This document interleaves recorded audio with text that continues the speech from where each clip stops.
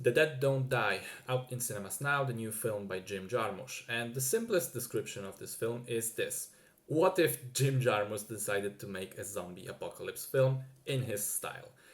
If you don't know that style, I'd say this is a terrible point of start, and I'd rather recommend Only Lovers Left Alive. If you do know his style and like it, then I think you're good to go. Now, I have seen Lovers and I have seen Coffee and Cigarettes. Admittedly, that's not too many of his movies, I know, but I think I have a decent sense of what to expect from him at this point, and I was kind of right with this one.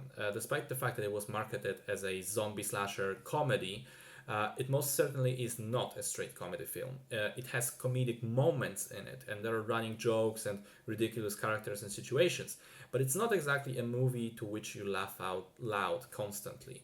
I'd say that similarly to the others, it has this very slow, meandering, unfocused way about it. It's not in a hurry to do anything, and ultimately, it doesn't really do anything.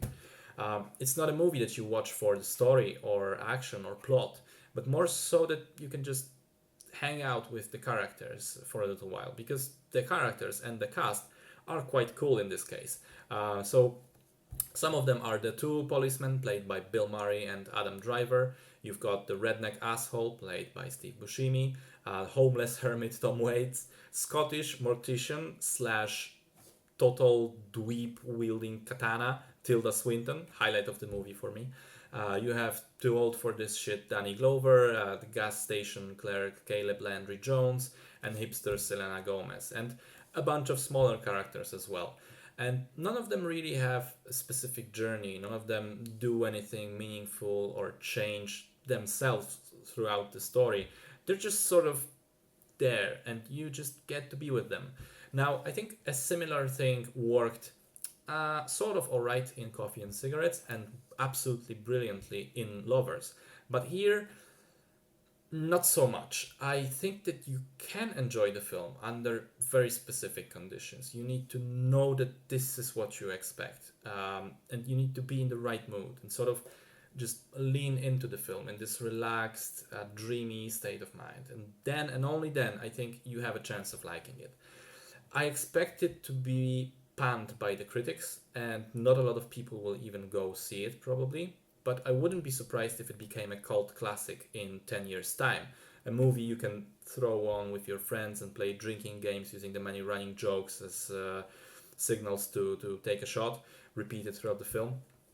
Or you can just watch it on a lazy morning, curing your hangover from the day before. One more thing that the movie that you need to know about the movie is that it is quite meta, especially the character of Adam Driver. I won't reveal how exactly because I thought it makes for a good gag, at least in my mind. But I do know that doing this sort of thing is not for everyone, and some of the people will simply hate the movie even more for being so self-aware. The ending is also just completely off the wall, but it weirdly fits with what happens before, and in a way you should know. Adam Driver keeps repeating this line, "This is gonna end badly," and it does. Not just badly for the characters in the film, but badly, objectively speaking, for the viewer. It's a bad ending, but then the director kind of warns you about it, so you can go two ways about it. You can enjoy it for what it is, and you can appreciate the sense of humor that went into making it, or you can just think it's too pretentious and too on the nose and completely hate it. So it's an oddity. It's very peculiar. It's tough to like. I really wanted to enjoy it, and partly I did, as you can see by my enthusiasm. But even I admit that it's definitely a very flawed movie, and most definitely not for everyone. Uh, if you like what you heard from me here and you enjoyed Only Lovers Left Alive, you can give it a go. Otherwise, I probably find something else to watch.